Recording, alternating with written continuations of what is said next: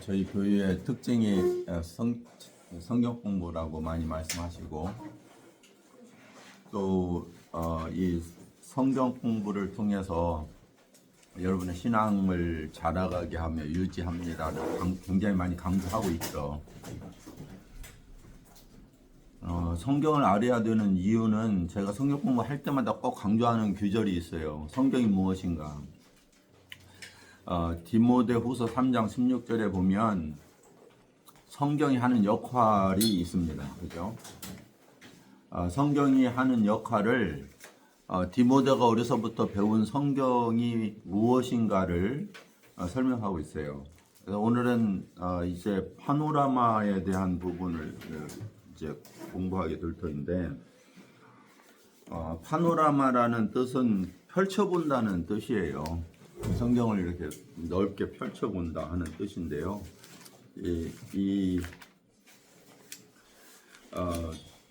바울 사도는 디모데에게 네가 어려서부터 성경을 알았다. 왜냐하면 너희 외조모로부터 배웠고 너희 어머니로부터 배운 구약 성경. 특히 말하면 그 유대인이었거든요. 그 외조모나 그 어머니는. 그래서 어려서부터 모계 중심적 교육을 해온 것을 볼 수 있어요. 근데 그 성경이 하는 역할을 보면 그 성경은 너로 하여금 능히 구원에 이르게 한다 하고 말씀하고 있어요. 디모데후서 3장 16절인데요. 그래서 성경이 하는 가장 큰 역할이 무엇이냐면 구원에 이르는 지혜를 줘요. 그래서 많은 사람들이 나는 구원 확신했습니다, 구원 받았습니다 하는 걸 어떻게 알 수 있어요? 그러면 자기에게 주어진 무슨 감정의 변화, 혹은 어떤 경험, 혹은 다른 사람이 인정해 주는 거, 혹은 어떤 교육 생활의 어떤 열매, 이런 것을 구원 확신의 기준으로 봐요. 그런데 그것은 전부 다 성경적인 게 아니에요. 그것을 통해서 구원받지 않았을까라고 생각을 할 수 있겠지만은, 그러나 구원의 확신은 무엇로 말미암냐면 성령님께서 주세요. 성령님께서 주시는데 그 성령님께서 우리에게 주시는 그 툴이 뭐냐? 말씀이에요. 그러니까 말씀이 없으면 성령님은 진리 가운데 인도하시거든요. 진리의 영이시기 때문에. 그래서 이 말씀은 성령이 우리의 마음을 감동시키고 변화시키고 믿음을 주는, 믿음은 하나님의 선물이에요. 믿음은 우리에게서 나는 게 아니에요. 그래서 그 믿음을 주는 근거가 무엇이냐? 바로 진리의 말씀이에요. 그래서 말씀이 없이는 구원에 이르지 못하는 걸 볼 수 있어요. 그렇기 때문에 요한은 내가 이것을 쓰는 것은 너희로 영생이 있음을 알게 하려 함이라 라고 기록하면서, 내가 이것을 기록함으로 인해서 예수는 하나님의 아들인 걸 너희가 믿고 영생이 있음을 알게 하려니라, 이렇게 기록하고 있는 거예요. 그러니까 성경이 기록된 목적 자체는 그리스도인들에게 하나님은 어떠한 분이시며 어떠한 역할을 하셨으며 무엇이 우리에게 구원인가를 설명해 주고 있어요. 두 번째, 이 성경은 어떤 역할을 하느냐면요, 하나님의 사람으로, 누구예요? 구원받은 하나님의 백성으로 그 성도를 온전케 해줘요. 온전케 해줘요. 그러니까 온전케 한다고 하는 것은 일종의 프로그레시브예요. 점진적으로 변화되어 가는 거죠. 온전케 되는 것은 우리가 태어났을 때 온전하다고 안 보죠. 그죠? 우리는 어린아이들을 온전하다 하지 않아요. 온전해져 가는 성장 과정이 있는 거예요. 그런데 사람을 닮은, 그렇게 말하면 안 되겠네요. 사람은 사람을 낳는 거죠. 사람을 닮은 것을 낳는 게 아니라 사람은 사람을 낳는 것인 것처럼 하나님은 하나님의 속성을 가진 하나님의 자녀를 낳는 거예요. 그게 구원이에요. 그런데 완전한 게 아니죠. 베이비니까. 이해되세요? 그래서 구원이라고 하는 것은 예수 그리스도로 말미암아 작은 예수 이렇게 표현해야 될 것 같아요.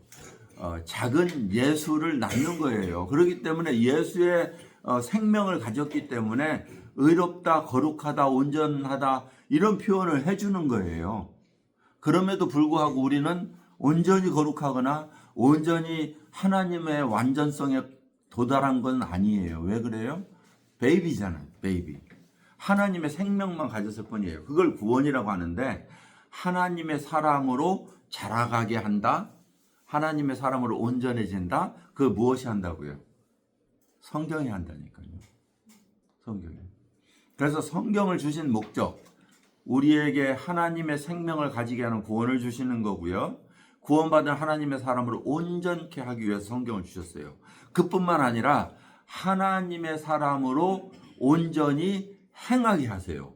그러니까 사역을 내 열심으로 하는 건 이 종교예요. 종교는 자기 목숨까지도 드릴 수 있어요. 종교는. 그래서 많은 종교들이 자기 생명을 내놓잖아요. 무함메드도 그렇고 불교도 그렇고 힌두도 그렇고 천도교조차도 그리고 사회비조차도 자기 목숨을 내놓는다니까요. 그런데 목숨을 내놓는 것이 신앙이 아니에요. 신앙은 무엇이냐면 진리를 듣고 얼마나 거기에 내 삶을 전적으로 신뢰하고 내 삶이 포기되어지느냐는 거예요. 내 삶이. 그러니까 신앙은 그 절대적 진리 앞에 나의 것을 포기하고 바꿔치기 하는 거예요. 왜 그래요? 믿으니까 그걸 수용하는 거죠. 그래서 믿음을 뭐라고 그래요? 영접한다. 이런 표현을 쓴 거예요. 영접이란 뭐예요? 수용한다. 받아들인다는 거잖아요. 그 받아들이려면 뭐가 필요해요? 여러분 안에 뭘 집어넣으려면 뭐가 필요해요? 내 걸 비워야죠. 그러니까 내가 가졌던 고정관념, 나의 열심, 나의 노력 이런 것을 다 포기하고 버려야 비로소 하나님의 것으로 채워지는 거예요. 이 채워지는 것이 무엇로 채워지는 거예요? 진리로 채우는 거예요. 하나님의 말씀으로 채우는 거죠. 그때 역사하는 것이 성령님이세요. 성령님. 똑같이 말씀을 듣는데도 어떤 사람 믿고 어떤 사람 안 믿잖아요. 어떤 사람 거절하잖아요. 왜 그래요? 그것이 바로 성령님의 선물이라니까요. 그걸 우리는 신학적 용어로 은혜라고 불러요. 은혜. 예. 그래서 하나님이 값없이 우리에게 주셨다. 그런데 그 값없이 주는 것도요, 받을 자격이 있는 것이 아니에요.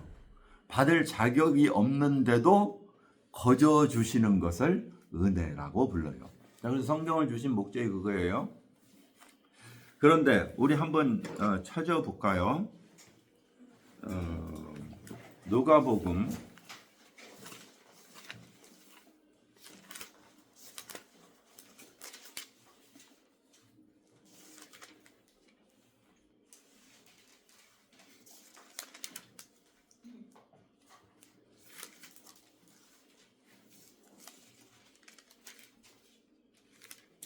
10장인데요.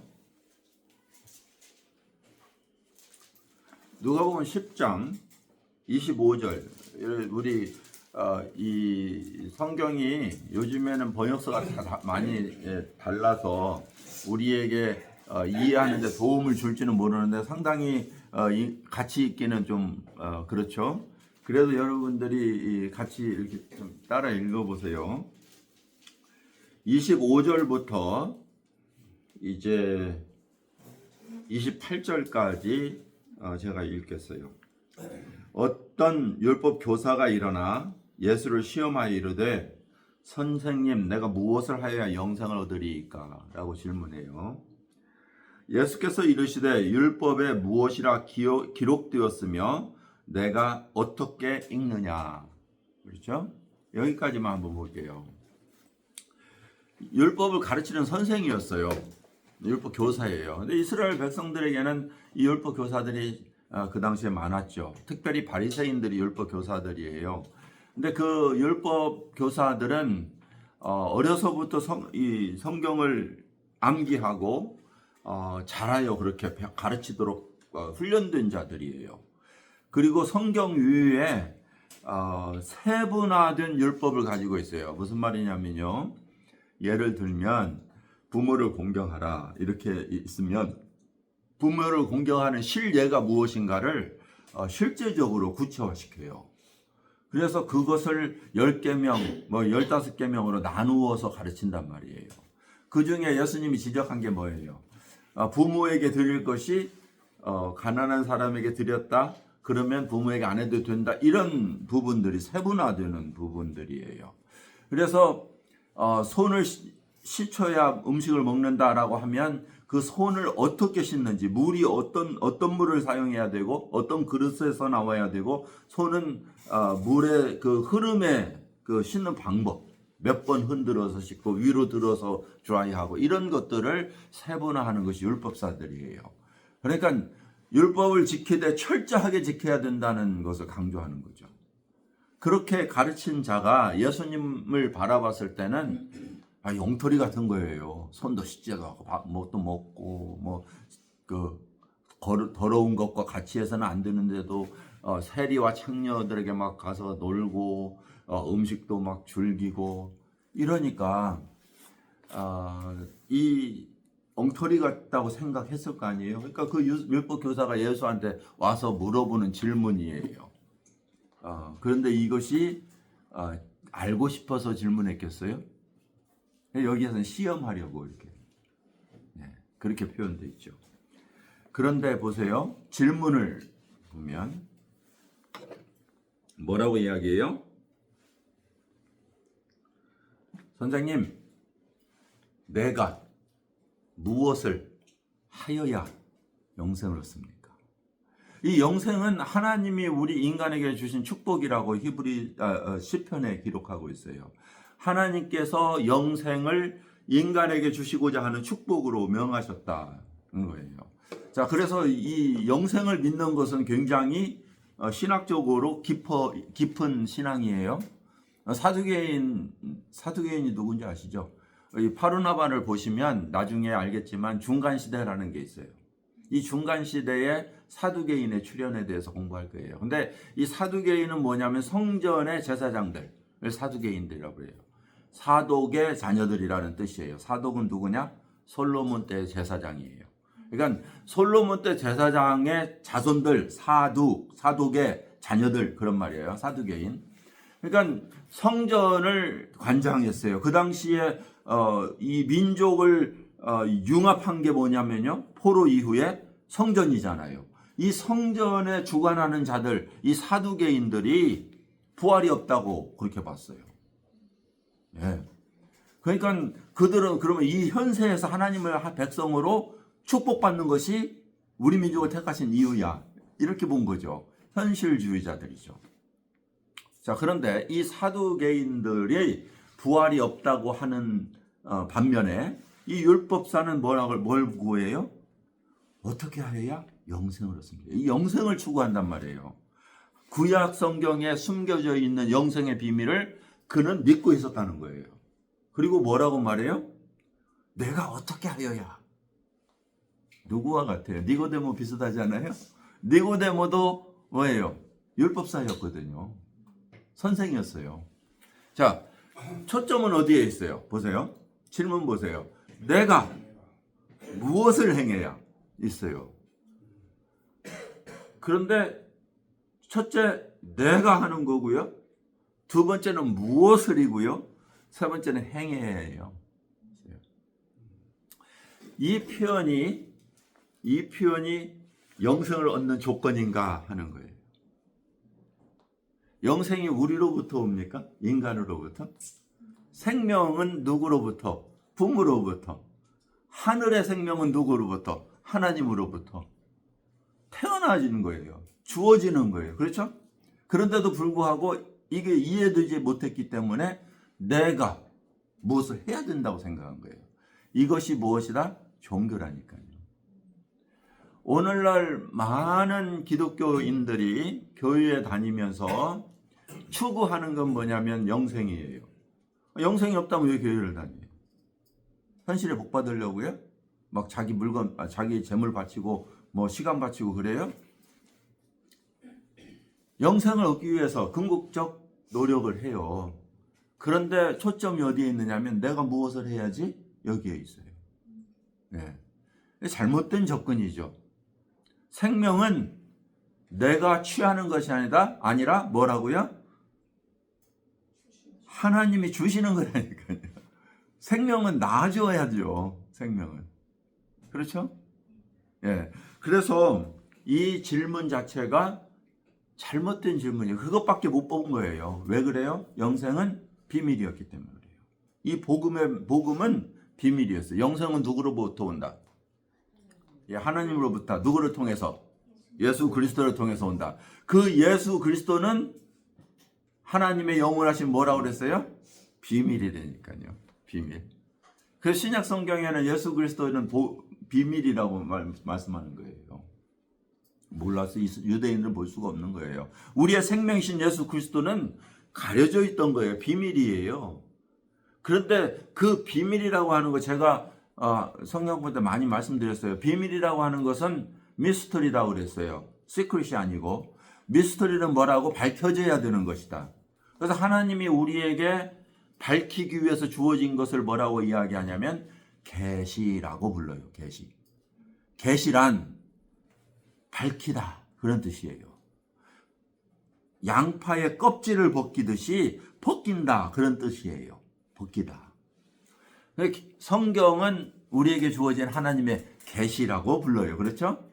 계시로 말미암아 우리에게 주어졌어요.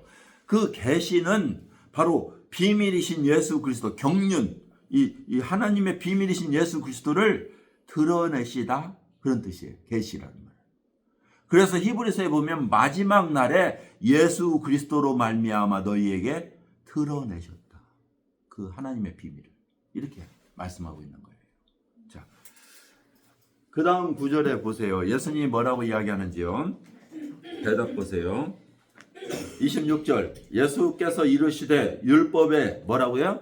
무엇이라 기록되었으며 내가 어떻게 읽느냐라고 말씀하세요. 여기 우리 초점을 맞추려고 하는 이거예요.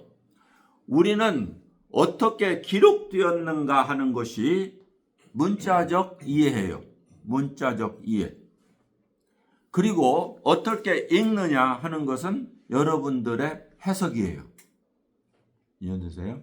자, 그래서 우리는 성경을 읽을 때 문자적으로 줄줄줄 읽기는 읽는데 나는 성경을 필사를 몇 번 했어요. 하는데도 불구하고 어떻게 읽는지에 대해서 갇혀져 있는 사람들이 있어요. 닫혀져 있는 사람들이 있어요. 무슨 말이냐면요. 성경을 눈으로 읽고 머리로는 읽는데 그 뜻을 이해하지 못하는 사람들이 많이 있다는 것을 이야기하는 거예요. 율법사가 지금 교사가 구약성경을 읽었겠어요? 안 읽었겠어요? 수없이 읽었고요. 암기했고요. 가르쳤어요. 근데 문제는 뭐냐면 어떻게 읽느냐를 모르는 거예요. 기록된 것은 이해했는데. 그러니까 어떻게 해야 되냐? 보세요. 그 다음에 보면 내 마음을 다하고 목숨을 다하고 힘을 다하고 뜻을 다하고 주 너희 하나님을 사랑하고 또한 내 이웃을 사랑하라 하였나이다. 얼마나 구약성경은 관통하고 있어요. 구약성경의 초점은 행위가 아니라 사랑입니다. 그런데 그 사랑은 첫째 하나님을 사랑하는 것이고 둘째 이웃을 사랑하는 것인데 이 두 가지 안에 다 들어있어요. 얼마나 명확해요. 사랑하면 하나님에 대해서 다 지킬 수 있고요. 이웃을 사랑하면 이웃에 대해서 다 베풀 수 있어요. 이것이 율법의 완성입니다. 라고 이야기한 거예요. 얼마나 잘 알아요. 이것만큼 잘하는 게 어디 있어요. 그런데도 불구하고 이웃을 사랑하라고 그랬지? 그러면 내 이웃이 누구야? 어떻게 잊고 있어? 여기에 대해서 막혀버리는 거예요. 자, 우리는 이 성경을 공부하면서 중요한 것은 뭐냐면 첫 번째, 기록한 것을 우리는 알아야 돼요. 알아야 돼요.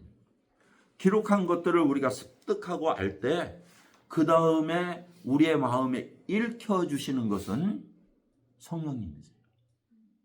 읽혀주시는 거죠. 그 성령님께서 가르쳐 주신 것을 교사들이 또 가르칠 때 여러분들이 그것을 습득하고 깨닫게 되는 것이 바로 성령님의 역사다. 예. 말씀을 선포할 때 모든 사람이 듣는데 왜 다르게 읽혀질까요? 예. 설교를 다 똑같이 동일하게 듣는데도 불구하고 어떤 사람들은 와 하고 아멘으로 받아들이는데 어떤 사람들은 자기의 생각대로 그걸 습득할까요? 그것이 바로 성령님의 역사다. 중요한 것은 뭐냐면요, 우리의 마음의 밭의 문제예요. 그래서 여기에 이제 마음의 밭의 이야기가 나와요. 나중에 우리는 하게 되겠죠. 그러니까 오늘 교재를 많이 들어가지는 않을 거예요. 중요한 것은요, 우리의 이 성경을 듣고 배울 때 우리의 마음이 어떤 상태느냐 하는 건데요. 이 씨 뿌리는 자의 비유에서 마음의 밭이 몇 종류? 혹시 아세요? 네 종류. 아, 벌써 잘하시네. 예. 어떤 밭, 어떻게? 다시 더 깊이. 길가? 가시밭, 돌짝밭. 예, 그 다음에 좋은 땅, 그렇죠? 자, 그런데 이 네 가지 밭인지 보세요. 예수님이 무엇을 강조하고 있는지. 열매를 맺는 밭과 열매를 맺지 않는 밭이에요. 잘 보시면. 길가, 돌짝, 가시덤불은 열매를 맺지 못했지만 옥토는 몇 배? 30배, 60배, 100배의 열매를 맺었다. 이래서 세 가지로 나누면서 중요한 건 뭐냐면 무엇을 여기서 이야기하고자 하는 거예요? 너희는 옥토 같은 밭이어야 한다는 거예요. 뭐 길가야 된다 그런 말을 하는 거 아니잖아요. 돌짝밭 되라 이런 거 아니죠. 그런 열매 맺지 못하는 그러한 그 마음이 아니라 너희들의 마음의 상태는 옥토와 같은 마음이 되어라. 이것을 예수님은 말씀하고 있는 거죠. 그래서 중요한 건 뭐겠어요? 여러분의 마음의 상태. 하나님을 향한 마음의 자세가 중요해요. 그래서 성경 공부를 시작하는 오늘 첫 시간인데 앞으로 저희들이 공부하면서 정말 하나님께서 나의 눈을 열어 이 하나님의 말씀의 깊이를 깨닫게 되기를 원한다 하는 그 간절한 마음이 있어야 돼요. 이것은 오늘 이 시간뿐만 아니라 여러분의 생애 가운데 가장 필요한 마음의 자세예요. 이것을 마음이 가난하다 이런 표현을 해요. 마음이 가난하다. 마음이 가난한 자는 복이 있나니? 그럼 나와야 되는데 안 나오네. 천국이 저희 것이며 하나님의 나라를 경험하게 될 거예요. 여러분의 마음이 가난해지고 비워지면 하나님의 나라로 채워져요. 이게 축복이에요. 그래서 우리는 자, 마음을 비우는 시간. 마음 비우세요. 그래도 됐다고 생각하면 넘어질까 조심하라 그랬죠. 자, 우리는 성경 공부를 이번에 하면서 사실은요, 성경 자체를 공부하지 않아요. 이게 아쉬움이에요. 성경 공부라고 말은 하는데 이번에는 제가 그래서 이 파노라마를 별로 안 하려고 그랬어요. 그런데 이 파노라마라고 하는 것은 뭐냐면 성경에 관하여 배우는 거예요. 성경에 관하여. 그래서 여러분들이 성경을 좀 더 이해하도록 성경이 무엇인지를 여러분들이 더 깊이 들어갈 수 있도록 뼈대를 잡아주고 숲을 보게 해주고 이런 것이지 성경 그 자체를 공부하는 시간은 적어요. 이게 아쉬움이에요. 그렇지만 이것이 필요하다, 필요하지 않다? 필요하겠죠. 그래서 대부분 파노라마를 하고 나면 너무나 좋았어요. 그런데 사실은 이것보다 더 중요한 것은 깨닫는 한 말씀, 그 속으로 여러분들은 들어가셔야 돼요. 그걸 도와주기 위해서 제가 파노라마를 선택한 거예요. 특별히 여기 성가하시는 분들 계시죠. 교회 생활을 성가대 부분들은 교회 생활을 오래 20년, 30년, 40년 혹은 60년 하신 분들이세요. 평생을 어린 시절부터. 그런데 성가 봉사를 해야 되니까 어떻게 해야 돼요? 성경 공부를 못했어요. 계속 봉사만 하셨지. 그래서 성경에 대해서 제가 좀 알려드려야 되겠다 하는 마음이 있어서 지금 하고 있어요. 자, 그래서 이 성경 파노라마에 이 세 가지가 있어요. 이 세 가지는 뭐냐면 구약 성경이 어떻게 펼쳐지는가에 대해서 우리는 배울 거고요. 두 번째는 신구약 중간기, 기록되지 않은 기예요. 자, 구약 성경은 첫 책이 뭐다? 창세기. 마지막 책이 이 정도는 아셔야 돼요. 모르셨다면 오늘 아셔야 돼요. 예, 창세기부터 말라기까지. 그리고 이 말라기는 마지막 선지자예요. 그 말라기에서 예수님 신약성경 첫 책은 마태복음. 예, 그 마태복음까지 400년의 공격이 있어요. 하나님의 말씀이 임하지 않았어요. 성경은요 40 혹은 400이 참 많아요. 예, 그래서 참 이해하기가 쉬워요. 그래서 여러분들이 40과 400이 많대. 그러면 그걸 이렇게 생각해 보세요. 자, 이스라엘 백성이 노예로 생활한 시간 몇 시간? 400년. 광야를 몇 년 동안? 40년. 사사가 몇 년 동안? 사사시대 400년. 왕정이 몇 년 동안? 400년. 이렇게 하시라니까요. 네. 그러면 사울 왕이 몇 년 동안? 40년. 다윗 왕이 몇 년? 40년. 솔로몬이 몇 년? 40년. 얼마나 좋아요. 예. 이것은 성경을 아는 것은 아니지만 성경에 관하여 여러분들이 그렇구나 하고 뼈대를 잡아가는 것이다. 그렇게 하시면 되겠어요. 자, 그러면 그 다음 보시면 성경에 세 골격이 있고 그 골격이라는 건 뭐예요? 뼈대가 있다. 그래서 여러분들이 성경을 이해할 수 있도록 골격으로 이 책에서는 잡아줘요.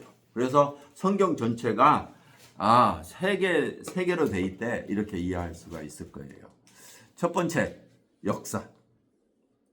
왜 그러냐면 인간이 살아간 시간을 역사라고 불러요. 사람이 태어나서 자라고 무엇을 하다가 죽는 거. 이게 인간의 역사예요. 그렇죠? 아담이 살아갔고요. 아담의 후예가 살아갔고요. 그 후예들이 쭉 살아가다가 하나님이 아브라함을 선택하고요. 그 다음에 그 족속들이 쭉 살아가는데 그 살아가는 환경들에 하나님이 어떻게 역사하시고 그들은 어떻게 하나님을 배반했고 어떻게 순종했다. 그거예요. 그것이 구약 성경이 17권. 그 다음에 신약 성경은 5권. 그래서 총 22권. 그래서 22권의 성경이 성경 전체를 차지하고 있어요. 성경 전체는 몇 권인데요? 66권인데 그러면 22권의 역사적 흐름을 알으면 하나님께서 어떻게 인간의 역사 속에서 일하셨는가를 알 수 있다는 거예요. 그리고 다른 성경들, 즉 밑에 있는 5권은 구약은 시편들이에요. 시가서, 체험, 자기 개인적 체험을 이야기한 거고요. 그 다음에 21권, 신약의 21권은 서신서들이에요. 교회가 체험하는 체험들. 그리고요, 밑에 건 17권은요, 예언서다. 다시 말하면 선지서다는 거죠. 그 다음에 계시록도 이제 예언서에 포함시키는 거예요. 이렇게 해서 세 골격, 역사와 체험과 예언이 있다. 우리는 이런 공부를 해나가는 것이에요. 이제 다시 중복할 거예요, 다음 주에. 이렇게 공부를 해 나가는 거예요. 자, 그 다음에 이제 성경을 세 골격으로 나눈 그 과정을 보면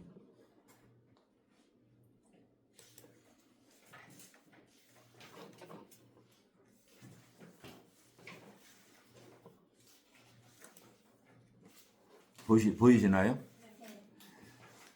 창세기부터 에스더까지 17권이에요. 자, 여기 보세요. 이렇게 17권. 그렇죠? 17권이에요. 창세기, 출애굽기, 레위기, 민수기, 신명기, 모세 5경을 포함해서 여호수아, 사사기, 그다음에 룻기, 사무엘 상하, 열왕기 상하, 역대 상하, 에스더, 느헤미야, 에스더까지가 역사적으로 흘러가는 흐름이다. 그리고 침묵기가 있었고요. 중간기라고 그랬죠. 그 다음에 복음서와 사도행전. 그렇게 돼 있어요. 그러니까 더 간추릴 수도 있겠죠. 그러니까 이것이 역사적 흐름이에요. 그 흐름 속에 창세기 안에 욥기, 이것은 체험기라고 그랬죠. 고난에 대한 체험이에요. 그 다음에 사무엘 상하 때 다윗이 쓴 시편, 이거는 뭐냐면 개인의 삶을 하나님과 함께 동행하면서 겪었던 이야기들을 시편으로 기록한 거죠. 잠언전도 아가서는 솔로몬이 썼어요. 이 솔로몬이 인간들이 살아가야 되는 교훈을 엮어놓은 책들, 이렇게 돼 있어요.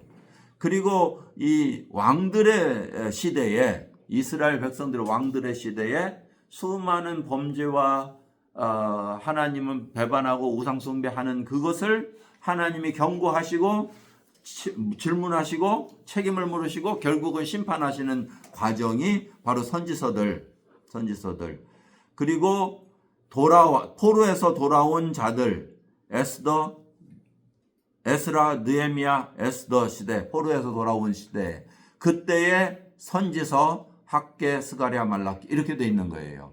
자, 그리고요, 신약 성경은 복음서와 사도행전, 예수님이 태어나셔서 죽으시고 승천하신 후에 제자들이 교회를 오늘까지 이어가고 있습니다. 그 역사는 현재적으로 진행하는, 사도행전은 현재적으로 진행하고 있습니다. 이거예요.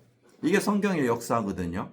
이것을 이제 24면 다음 주에 우리가 공부하게 되겠죠. 여러분 읽어보셔야지. 그렇죠? 자, 그 다음에 8개의 골격이 있는데 31페이지에 있어요.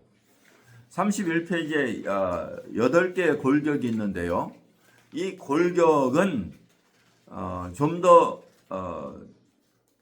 구체적으로 율법서와 역사서와 시가서와 예언서로 구분해서 기록하고, 신약도 복음서와 역사서와 서신서와 예언서 이렇게 이제 구분해서 8골격이 있다.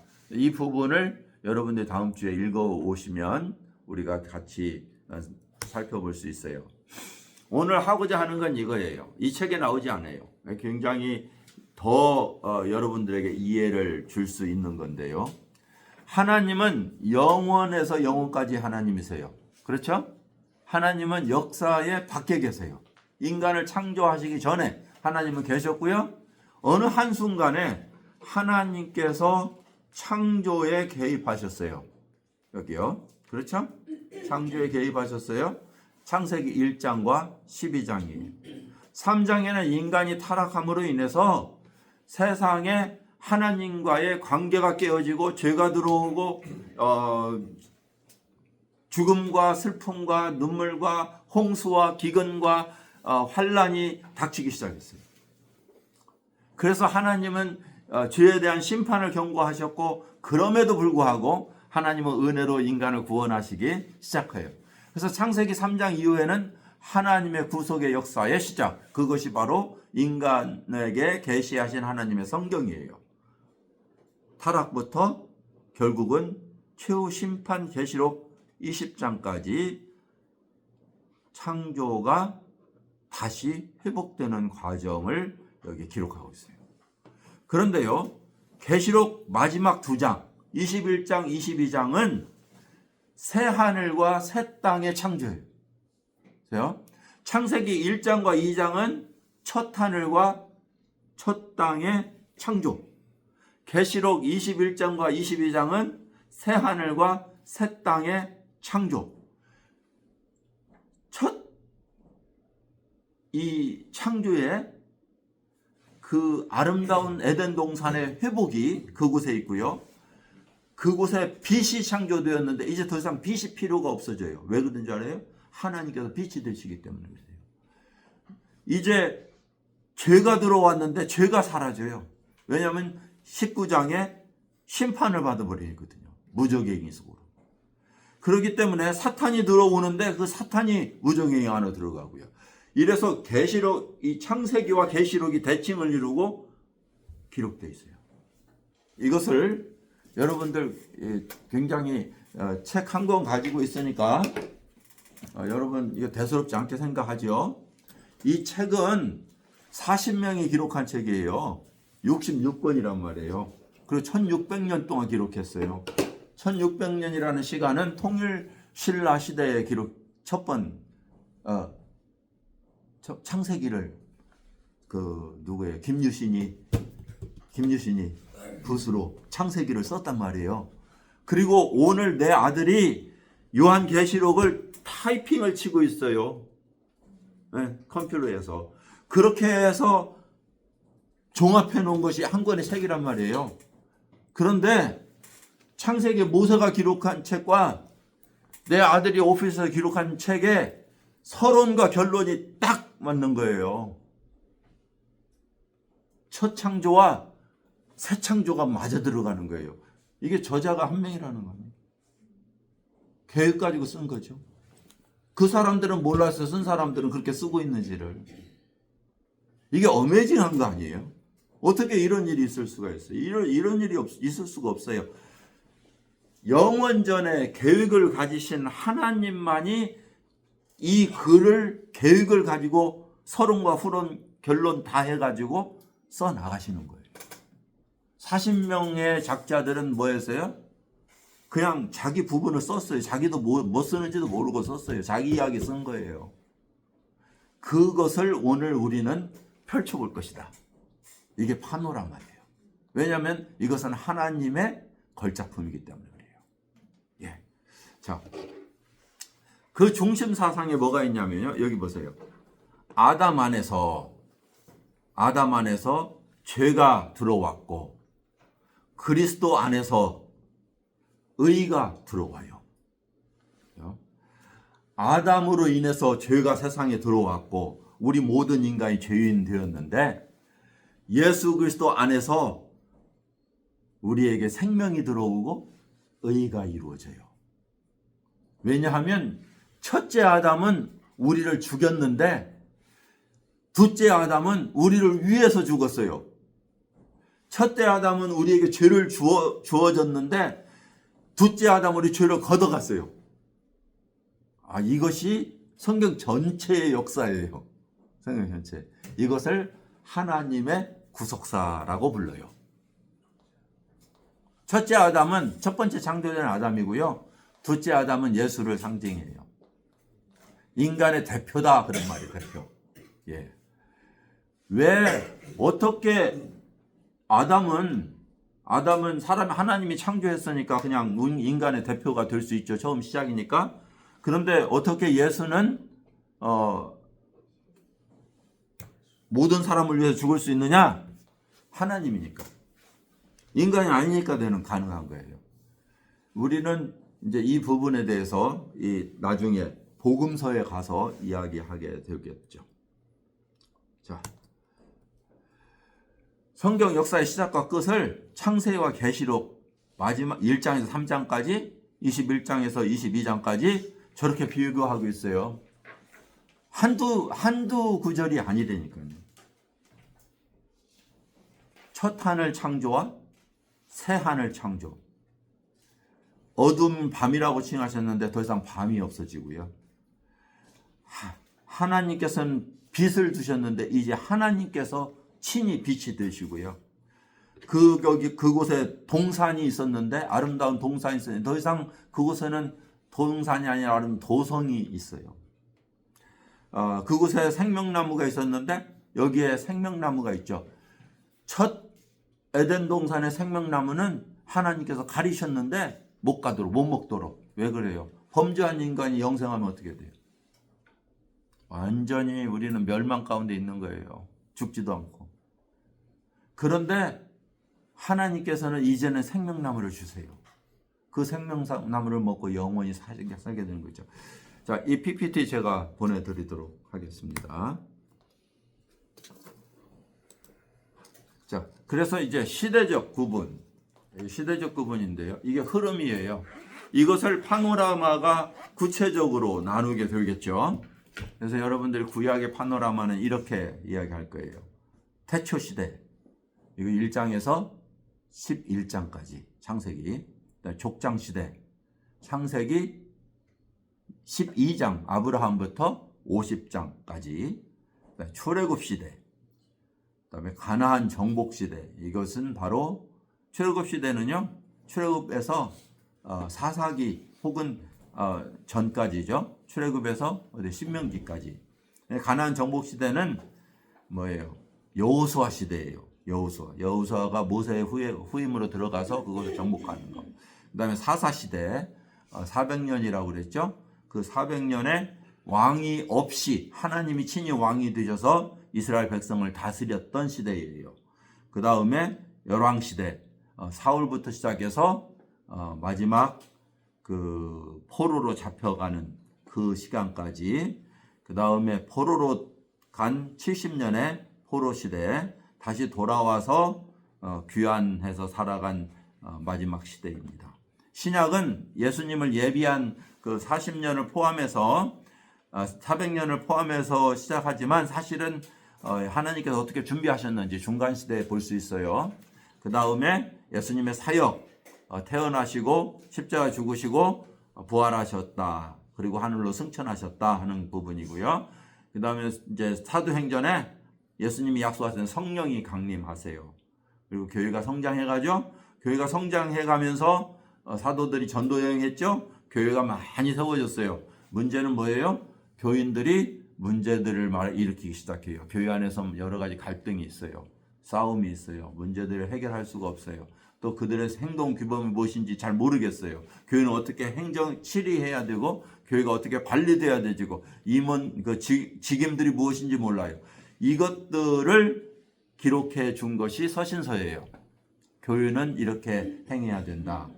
다음에 마지막 주님이 다시 오시는 그 시간에 대해서 예언해 주고 있는 것이 요한계시록입니다. 저와 여러분들이 이제 이 성경 파노라마를 앞으로 12주 동안 달려갈 겁니다. 그 동안에 하나님께서 저희들에게 어때요? 성경에 관하여 이해하게 하시고 또 그 깊이를 더 깨달아 갈 수 있도록 은혜를 베푸시기를 기도하시면서 가능하다면 제가 이제 가능하다면 있죠. 3개월 동안 성경을 한번 읽으면 좋겠어요. 가능하다면. 저는